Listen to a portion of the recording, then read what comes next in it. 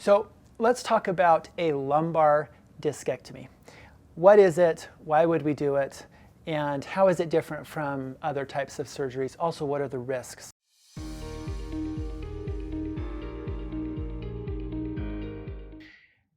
The discs in the back are a cushion for the spine. They separate the vertebral bodies. Discs can wear out, they can shrivel down, and sometimes the disc can bulge or herniate and affect the nerve.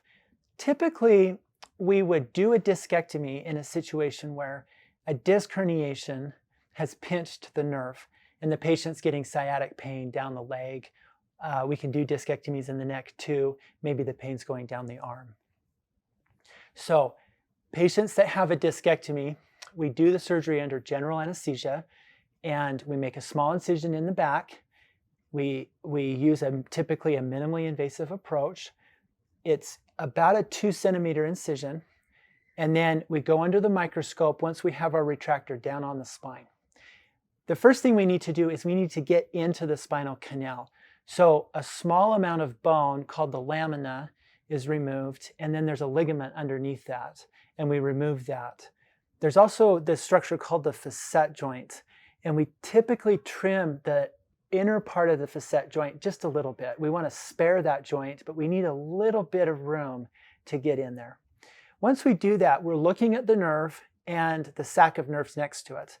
And depending on where the disc herniation is, we'll go in, try to find it, and remove it. We are not taking the whole disc out.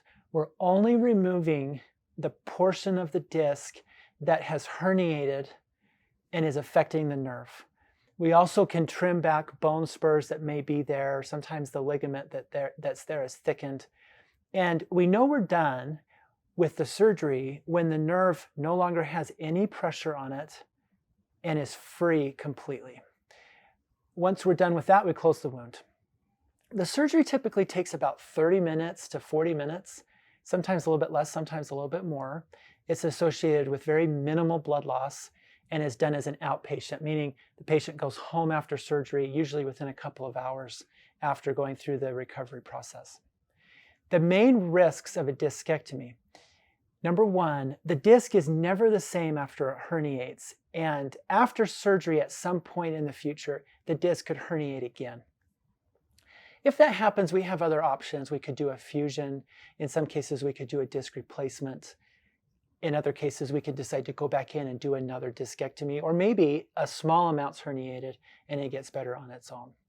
There's a very small chance of injuring the nerve when you do a discectomy. Fortunately, that is low, but it's possible. We may also irritate the nerve by manipulating it, moving it around, etc. You can get a spinal fluid leak from a discectomy. And again, that rate is really quite low. Wound issues and infection are also very low. I don't worry a lot about many of the complications because they're low. And as long as we're under the microscope, we're careful and safe, the surgery is a safe operation. The main issue that patients should be aware of is that the disc may herniate again and become a lingering problem, and it needs to be addressed with a more definitive surgery. So in summary, a discectomy is to go in and free up a nerve and remove just a portion of the disc. The main risk of the surgery is that the disc could herniate again and require additional treatment.